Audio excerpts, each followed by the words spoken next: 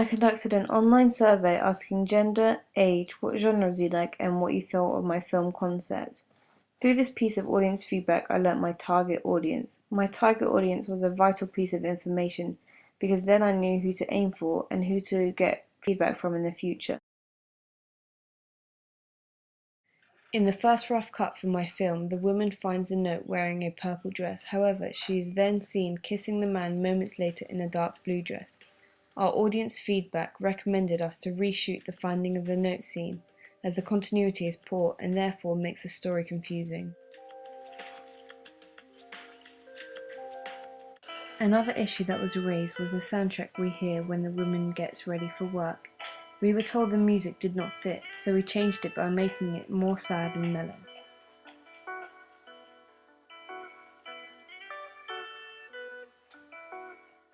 For my audience feedback for my poster, I wanted to find out if the poster I had constructed appealed to my target audience.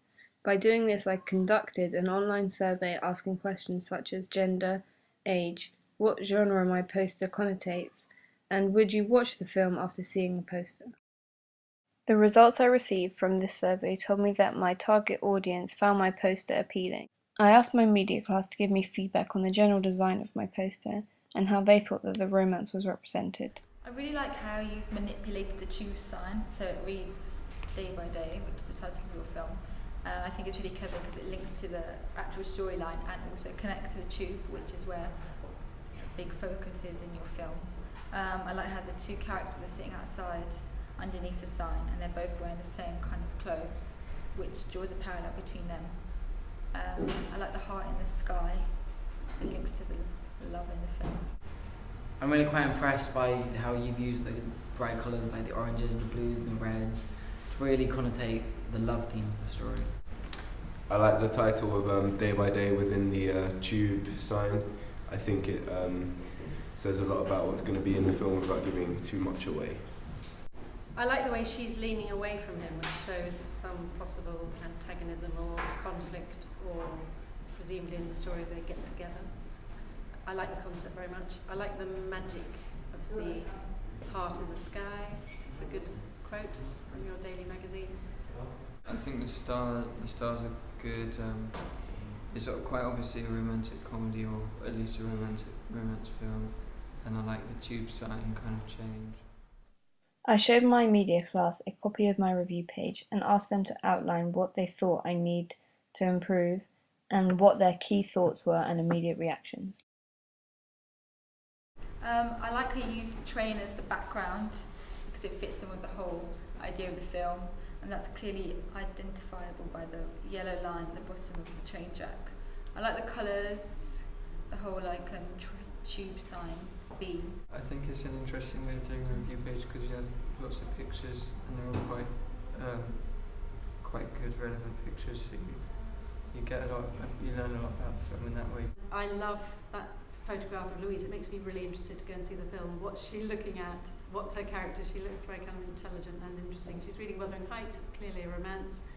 I really like the blue on white at the heading of your review page. It kind of connotes the tube as well as the yellow line at the bottom, which is obviously a tube convention.